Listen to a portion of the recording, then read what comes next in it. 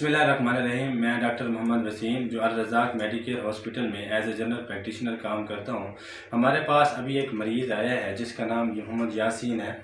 इसको जो है ना काफ़ी अरसे से कब्ज़ का मसला है। तो मैं एक बात करता हूँ कि पाकिस्तान में कब्ज़ का इशू बहुत ज़्यादा एग्जिस्ट करता है, लेकिन एक बात मैं बताता चलूँ कि इस तरह के नौजवान जिसकी उम्र 40 हो या 35 से 40 की एज रेंज में हो, तो उसको अगर कब्ज़ हो तो इसको हम बीमारी कंसीडर नहीं करते, बल्कि इस तरह की उम्र में अगर कब्ज़ हो तो वो उसकी अपनी गलतियों की वजह से होता है। हाँ, अगर यही जो है ना कब्ज़ किसी जो है ना बाबे में हो जिसकी उम्र 50 से 60 साल हो, तो उसमें हम ये कंसीडर करते हैं कि उसको कोई बीमारी हो सकती है या उसको जो है ना कैंसर हो सकती है। लेकिन इस तरह नौजवानों में कब्ज़ होना ये बीमारी नहीं है, बल्कि इनकी अपनी गलतियों की वजह से होता है। अब ये गलती क्या हो सकती है कि सबसे पहली गलती तो ये हो सकती है कि वो खुराक किस तरह ले रहा है। अब जो है ना आजकल हमारे यहाँ खुराक इस तरह ली जाती है जो कब्ज़ का बायस बनती है। वो ये है कि हमने सब्ज़ी खाना छोड़ दी है, हमने जो दूध पीना छोड़ दिया है, हमने जो है ना फ्रूट लेना छोड़ दिया है, हमने अपनी खुराक में जो है ना इसबगोल छिलका को शामिल करना छोड़ दिया है, हमने अपनी खुराक में बिलंगवा को साथ लेना छोड़ दिया है, और हमने जो है ना गोश्त खाना शुरू कर दिया है, हमने पिज़्ज़ा खाना शुरू कर दिया है। तो इस तरह के फास्ट फूड खाने की वजह से हमारा जो है ना मैदा बहुत ज़्यादा डिस्टर्ब हो गया है, मतलब हमारे मैदे का जो हाजमे वाला सिस्टम है वो ख़राब हो गया है। तो इसके अलावा हमने चाय पीना बहुत शुरू कर दी है। अब चाय पीने से बहुत ज़्यादा नुकसान होता है। उसका ये है कि चाय एक तो डायूरेटिक के तौर पे काम करती है। तो जैसे ही आप चाय पीते हैं तो आपके जिस्म से पानी की कमी होती है, तो आपके जो गट है वो जो है ना आपके जो है ना खुराक से पानी को ऑब्जर्व करती है, तो उससे भी कब्ज़ होने लग जाती है। तो मैं अपने मरीज़ों को यही कहता हूँ कि आप चाय बिल्कुल बंद कर दें। बल्कि मैं अपने मरीज़ों को ये एक मिसाल देता हूँ कि अगर आप 1 कप चाय का पीते हैं तो आपके जिस्म से आधा कप खून की कमी का बायस बनता है। तो मैं उनको ये भी कहता हूँ कि ये कैंसर से ज़्यादा ख़तरनाक है।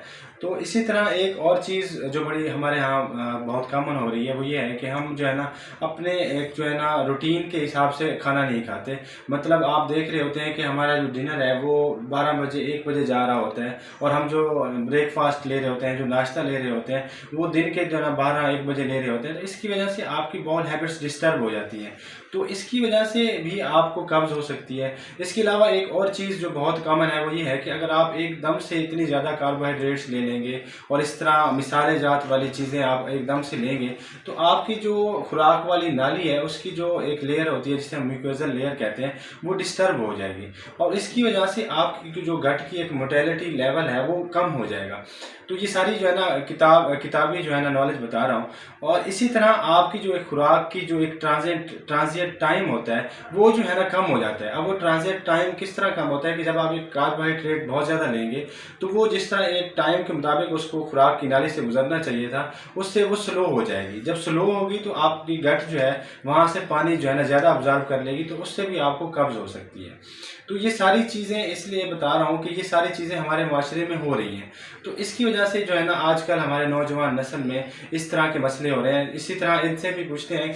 अच्छा, इसके अलावा एक और चीज़ भी मैं बताता चलूँ कि हमारे यहाँ ये होता है कि हम पानी बहुत कम पीते हैं। जिस तरह ये भाई हैं कि अच्छा तो सब पानी क्यों है, ज़्यादा पींदे हुए थोड़ा पींदे हुए?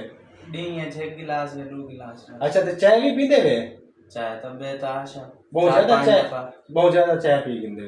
अच्छा, अब ये देखिए ना, एक तो चाय बहुत ज़्यादा पी लेते हैं और इसके अलावा इतना जो है ना पानी इंटेक नहीं करते जितना जिस्म में ज़रूरत होनी चाहिए।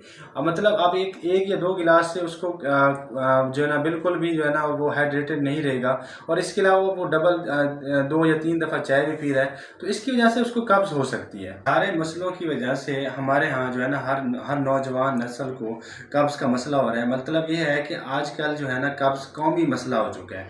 अब इससे हमें छुटकारा कैसे होना है? अगर आपने जो है ना ये सोचे कि आपको इसकी जो है ना दवाई मिल जाएगी तो आप इससे दायमी जो है ना आप छुटकारा पा लेंगे, तो ये बिल्कुल गलत है।